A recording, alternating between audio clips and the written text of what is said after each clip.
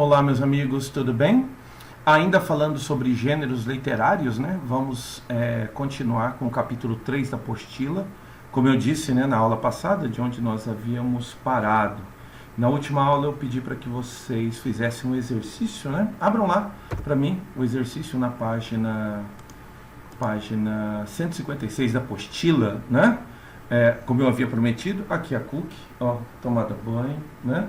Se você quiser depois, né, dá um alô para mim. O que será que é a cookie, né? Eu não sei direito, não sei se é um rato, não sei. A nossa cookie tá aqui toda tomada banho, né? Toda bonitinha, toda cheirosa. Vai lá, vai. Isso, o papai vai trabalhar. Então vamos lá. Então, na última aula, ou melhor, lá na página 156, nós havíamos deixado uma tarefa, né? E eu havia pedido para que vocês fizessem o exercício 1 e o exercício 2 da apostila, da página 156. Vou abrir a minha aqui enquanto você abre a sua, tá bom? Isso mesmo, página 156 da apostila. Bom, diz lá o seguinte: pesquise sobre as obras literárias que deram origem aos filmes apresentados. Comente sobre os gêneros literários a que pertencem, destacando o tema e a estrutura textual, respectivamente. Então, vamos lá. Uma suposta resposta seria o seguinte, né? Romeu e Julieta pertence ao gênero dramático, né? Que é um gênero também chamado de gênero teatral, representa os acontecimentos trágicos derivados das paixões humanas. Então, aquilo que as paixões humanas podem trazer de bom, mas podem trazer de ruim. No caso dos dois, a morte dos dois, né? Em Memórias Póstumas, se você pesquisou em Memórias Póstumas de Brás Cubas, ele pertence ao gênero épico, isso é o gênero narrativo, trata-se de um romance. A história é contada a partir do relato de um narrador. É por isso, né, que nós o configuramos como um gênero narrativo. Ainda na página 156, ele pede o seguinte, ó: tanto as obras originais quanto as adaptações para o cinema apresentam problemas relacionados à sociedade em que você vive. É uma pergunta pessoal, tá? Então, se você teve a curiosidade de pesquisar, né, o Romeu e Julieta é uma obra que fala a respeito do amor proibido, um tema que é comum até hoje, né? Até hoje a gente ainda vive esse tema. É fácil lembrar, por exemplo, do Saga Crepúsculo, né? Não pode, né? Não pode, porque ele é vampiro e ela é mortal. É um amor proibido, né? Então é um tema muito recorrente, né? E outro tema muito recorrente em Memórias Póstumas de Brás Cubas são as relações humanas e suas convenções, né? Notem que ele começa a narrar após a sua morte.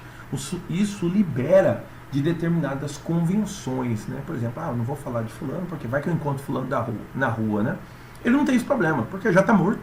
Então ele narra a história como ele bem o quer. Então seria uma resposta aceitável para a questão 2, a despeito que é uma questão pessoal, tá bom? Então vamos lá, vamos para o de hoje. Nós estamos vendo a divisão aristotélica. Nós vimos o texto épico na última aula, vimos também o texto dramático. E hoje nós vamos ver o texto lírico. Vamos a ele então? O texto lírico, cara, o texto lírico vem do latim lírico, né? Faz referência à lira, que é aquele instrumento, né? Instrumento de 4 cordas, né? Uma harpa, né? Que no caso a lira era usada para acompanhar uma palavra que era uma palavra cantada. Então ela tem a sua origem na musicalidade, tá ok? No tocante à forma, o gênero lírico é basicamente composto por poesia, isso é diferente, tá? Na prosa a gente conta por linha. Na poesia, cada linha corresponde a um verso. Então, cada linha de um poema é um verso, em detrimento dos gêneros que são encontrados, claro, em prosa, tá? Já no conteúdo, o gênero lírico utiliza do lirismo, né, para desenvolver temas mais subjetivos, relacionados aos mais diversos temas, no caso, né, o amor, a natureza, a pátria, etc. Tá bom? Então, esse é o gênero chamado gênero lírico, tá? Então, algumas características, tá? Algumas características que elas são fáceis, né?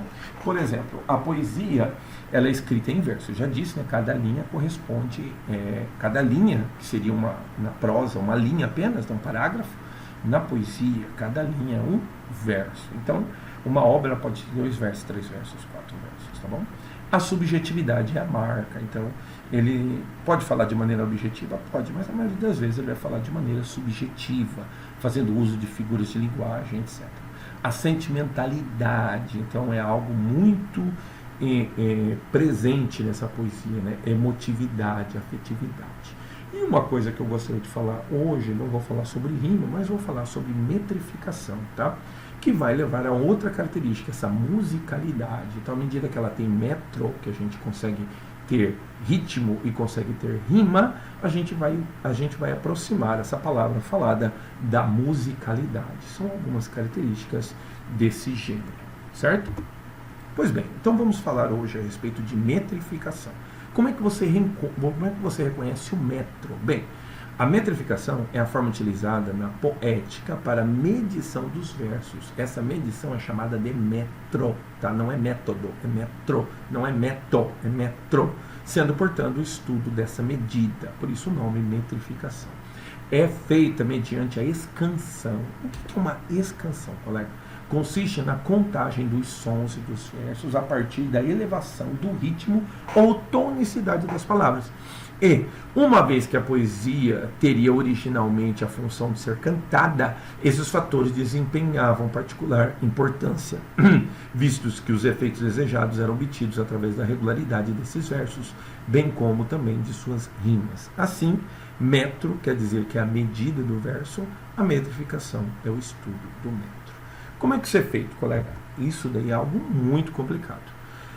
Contudo, ele possui algumas regras básicas. Quer ver? Vamos lá.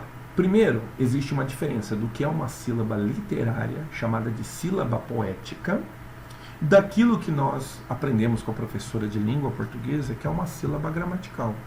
A contagem das sílabas literárias ou poéticas, né, se distingue na contagem de sílabas gramaticais. Isso porque, enquanto na gramática se considera o número de sílabas gráficas, na literatura a gente considera o número de sílabas sonoras. Como é que isso vai ser feito? Bom, isso é feito por várias regras, tá? Só que a gente pode resumir em duas, tá? Primeiro, você conta somente o verso até a sílaba da última sílaba tônica, tá? Então vamos supor que a palavra seja oxítona. Então você vai contar a última sílaba. Vamos supor que a palavra seja paroxítona, quer dizer que a última sílaba depois da paroxítona, lembra, a paroxítona é a penúltima sílaba tônica. Você conta até a tônica. O que vier depois da tônica não é mais contado. Se uma palavra for proparoxítona, você vai contar até a sílaba tônica. As outras duas palavras, ou melhor, as outras duas sílabas que terminam a palavra, elas não serão contadas. Então você conta toda a sílaba como se fosse uma só, a partir da sílaba tônica. Então, volto a dizer, se a sílaba, por exemplo, se a palavra, por exemplo, for oxítona, tá? Vamos ver uma palavra oxítona aqui. No caso aqui, deixa eu ver aqui. Aqui é um monossílabo, A. Então, A, você vai contar uma sílaba só, um monossílabo, tá bom? Agora, aqui a palavra é regras, não é regras, é regras. Então, essa palavra teria uma única sílaba poética, tá? Agora, lembra, ela tem que estar... você só vai fazer isso com a última palavra do verso. Você não faz com as outras palavras, você faz somente com a última palavra do verso. Você conta até a sílaba toda. Já vou mostrar, tá bom? A segunda regra diz assim: unir a sílaba quando houver som fraco e forte ou vice-versa. É mais ou menos assim. A vogal da última palavra, ela deve ser contada junto com a vogal da próxima palavra. Então vamos supor, uma palavra termina numa vogal e a outra palavra começa numa vogal. Essas duas vogais, elas devem ser contadas numa mesma sílaba. É o que nós chamamos de sílaba poética. Isso só não vai acontecer se houver separação por pontuação, seja essa pontuação vírgula, 2 pontos, etc. Aí isso não vai acontecer. Não havendo pontuação, você conta a última sílaba, você conta a última vogal com a primeira vogal da próxima palavra, formando tudo uma única sílaba. Gessé, do que você está falando, velho? Então vamos lá? Faz comigo aqui. Vamos pegar um verso bem conhecido. O amor é fogo que arde sem se ver. Tá bom? Se você fosse fazer a contagem das sílabas gramaticais, olha como é que você ia fazer.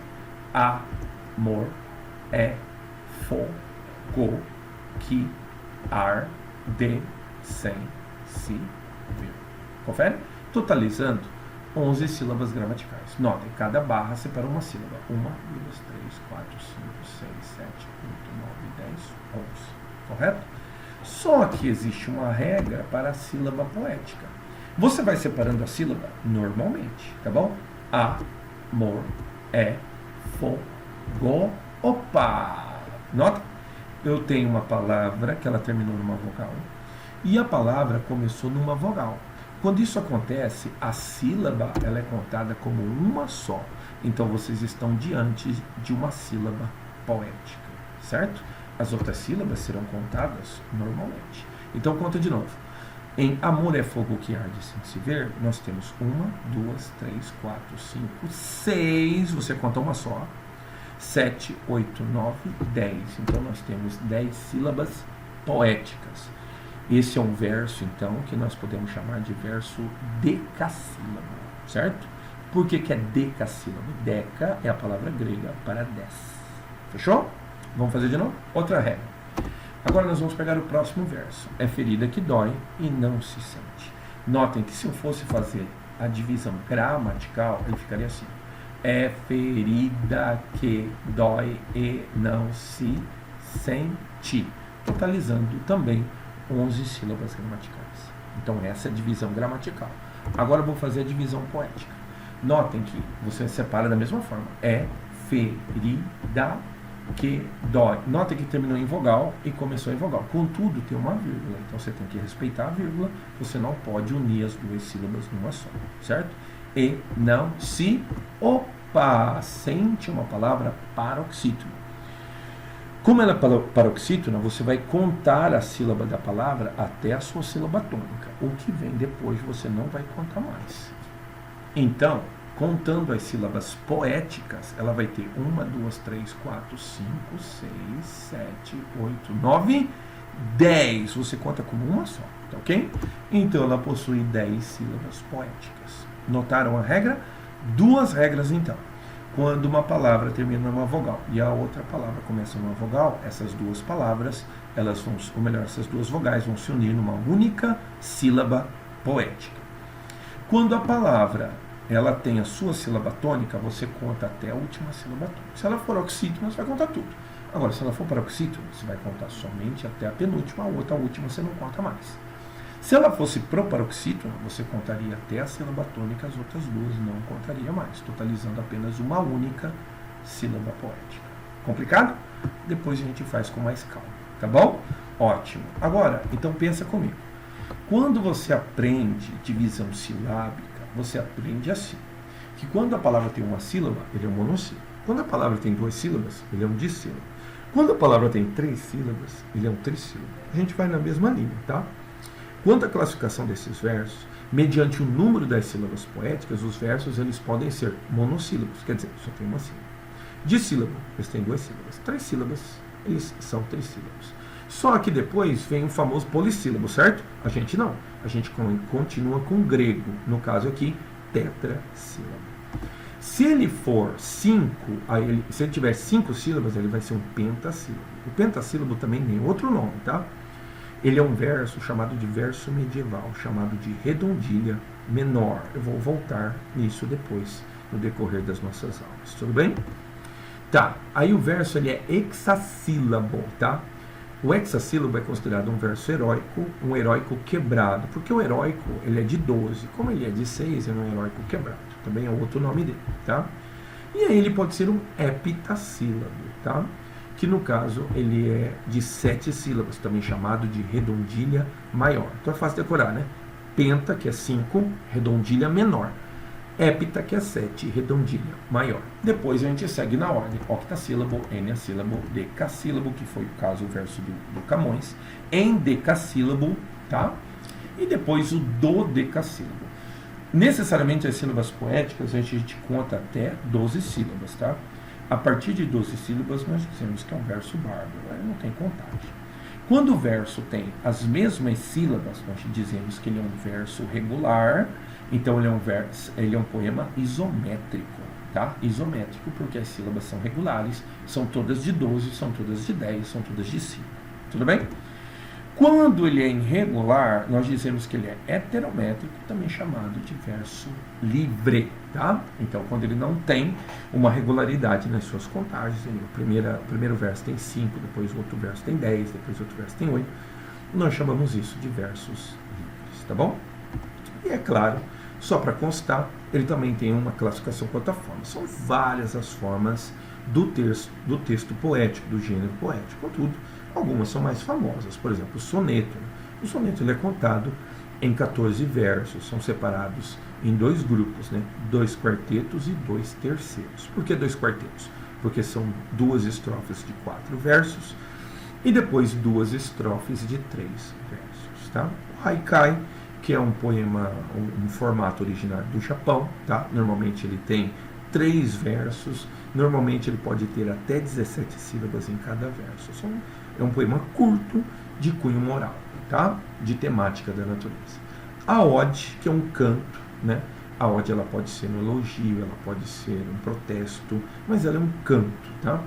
Então ele vai exaltar determinada pessoa, vai exaltar determinado grupo, vai exaltar determinada cidade. É um canto, tá? Eu também posso ter a classificação por hino, por exemplo, o nosso hino nacional. Notem que ele é cantado, mas ele também pode ser recitado em verso. Aí eu tenho a sátira, eu tenho a elegia, que é um elogio, né? Ou melhor, é um canto triste, é um canto triste, é um poema de temática triste, normalmente um poema póstumo, tá? E a écloga, que é um poema que tem um tema bucólico, muitas vezes dialogável, né? Tem diálogos, e ela é feita em meio à natureza. São algumas características, né? Mais tarde a gente vai estudar uma por uma, pausadamente. Tudo bem? Excelente. Então agora eu quero que você abra a sua apostila, eu vou abrir a minha também, na página 160. Na página 160 eu tenho o exercício 3, tá? O exercício 3 é da IBMEC, ela começa com o texto de Machado de Assis, etc, né? Tal, eu não vou ler a primeira parte, você está vendo, a primeira parte da apostila. Você abriu? Estou na página 160, exercício 3, lá em cima. Ele está com referência C5, 2 pontos, H16. IBMEC, Rio de Janeiro. IBMEC, Rio de Janeiro, a capital. O poema diz assim: A Carolina, querida, ao pé do leito derradeiro em que descansas dessa longa vida, aqui venho e virei, pobre querida, trazer-te o coração do companheiro. Pulsa-lhe aquele afeto verdadeiro que, a despeito de toda a humana lida, fez a nossa existência apetecida e num recanto pôs o mundo inteiro. Trago-te flores, restos arrancados da terra, que nos viu passar unidos, são pensamentos idos e vividos. Que eu, se tenho nos olhos mal feridos, pensamentos da vida formulados, são pensamentos idos e vividos. Esse é o trecho de Machado de Assis. Pois bem, ele vai fazer a seguinte pergunta, aí você está com a apostila aberta, página 160. São os chamados, que a apostila chama de exercícios de desenvolvendo habilidades, tá? Diz assim: ao avaliarmos o texto quanto ao seu gênero literário, podemos afirmar que ele pertence, ele pertence ao gênero épico, ao gênero lírico, ao dramático, ao descritivo, ao narrativo. Claro, né? Ele pertence ao gênero lírico, certo? Pois bem, esse foi uma breve intervenção, tá? Essa configura a aula 10, se não me engano, hoje é sexta-feira, é o dia que você está vendo a aula, e aí você vai completar essa aula com os seguintes exercícios. Você vai para a página 159, página 160, lá ele vai ter o exercício 1, exercício 2, o 3 nós já fizemos, aí você faz também o exercício 4. Eu vou tentar no próximo vídeo fazer uma rápida correção. Assim, com a ajuda dos nossos amigos da SAI, nós terminamos, né, a apostila no seu capítulo 1, capítulo 2, capítulo 3. O capítulo 3 eu não havia terminado, penso em ter terminado agora com esse vídeo, certo? Fizemos o vídeo ontem e fizemos agora o vídeo para terminarmos os gêneros literários da divisão chamada de divisão de Aristóteles, a divisão aristotélica. A Cookie já foi para lá brincar, né? A Cookie já é uma senhora, né? Já tem quase os seus 7 anos de cachorro, né? Então já é uma senhora já. Então foi brincar, tá? Meus amigos, esse foi o vídeo, tá bom? Façam a tarefa, façam os exercícios e assim nós nos encontramos semana que vem, tá bom? Ou melhor, durante na nossa videoconferência, nossas videoaulas, tá ok? Um abraço e até a próxima, meus amigos. Até mais.